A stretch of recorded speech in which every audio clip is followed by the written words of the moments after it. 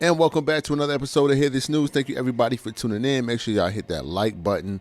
So we're going to kick this off with Cardi B. Now, Cardi B had just jumped on her Instagram Live to basically do a little Q&A, interact with her fans a little bit. Now, one of the questions that was asked of Cardi B was, hey, when are you going to drop some new music? You know, a lot of the fans have been waiting 5 years to be exact. It's been 5 years since Cardi B has dropped that Invasion of Privacy album. So, yeah, that's quite a long time to drop music. But basically, she says she's been having anxiety about dropping new music, and also she's been very critical about the music that she has been making. You know, you can be your own worst critic. Sometimes you just don't drop any music. You keep scrapping songs. You just throw it in the garbage. I call it the Dr. Dre syndrome. It's like, you know, you keep making a whole bunch of music and you don't drop an album until like 20 years later. It's ridiculous. But yeah, man, she says she's going to drop a new single. I'm predicting she's probably going to drop it somewhere around August, probably do a full-length album around September or October. She also says that she's having a little bit of anxiety about even dropping an album because she knows she has to hit the road and do a tour right after that. I mean, hey, it's the music business. It's pretty much how this thing goes. You know, I know she has children and things like that, but hey, guys, look out for a new Cardi B single dropping soon. So next up, we got Adidas. Now, Adidas is stuck in the middle of the water, man. Now, they got about $1.3 billion worth of Yeezy material left in their warehouse. Okay, that's sneakers, clothing, and so on and so forth. Now, the CEO doesn't quite know what to do with the product. He doesn't know whether or not to give it away in fear of giving it to people who will ultimately resell the shoe, because the shoe still, regardless of whatever's going on with Ye, it's still in high demand with fans. People still want the shoe. If they sold the sneakers that they have remaining, that would mean that Kanye would get royalties from the shoe. Removing the Yeezy branding and restitching it would be a little dishonest and shady on their part, so they have thrown that idea out the window, and completely destroying all of the shoes altogether is also an option that they don't want to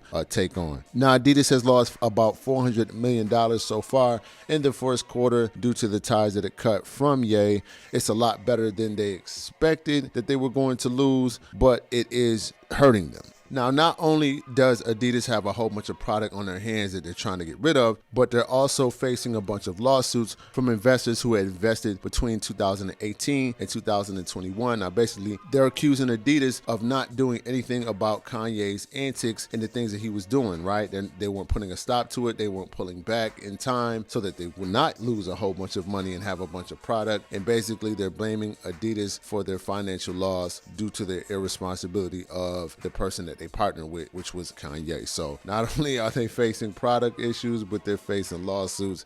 And man, you know, Adidas is in a mess. You know, hopefully they'll be able to bounce back. If not, it might be up for sale pretty soon.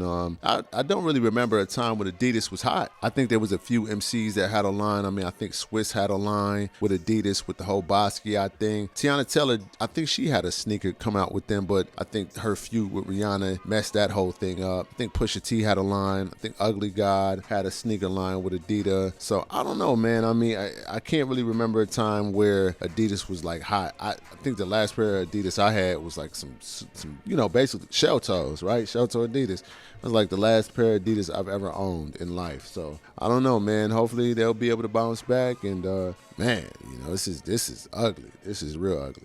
So we got Gillie the Kid, we got Joe Budden. I think this all stemmed from like the whole #1 spot on the podcast thing. And I mean, listen, all these guys are rich, man. Nori, you know, Joe Budden, you know, all these dudes are rich, man. They all successful. I don't know what they beefing for, but you know, Gillie, I mean, they just going in, they being petty. You know, I think Joe Budden like posted up a picture of Gillie the Kid's like headboard by his like little window. I guess that's supposed to mean something. I don't know. I'm a poor dude, so I didn't really see what the issue was. But you know, I guess, you know, rich guys, they live a little differently. But you know, basically, you know, Gillie, you know, called Joe a washed up rapper, and you know, said he was in and out of rehab and beating up women, and you know, he's starting podcast beef and basically say, you know, get your money up. And I mean, they just going back and forth. It's foolishness. You know, I think it's all for views, to be honest. You know, those guys they're rich dudes, man. These guys got money, and you know, I think they just causing a little bit of controversy for the views. That's all I think it is. I don't think it's no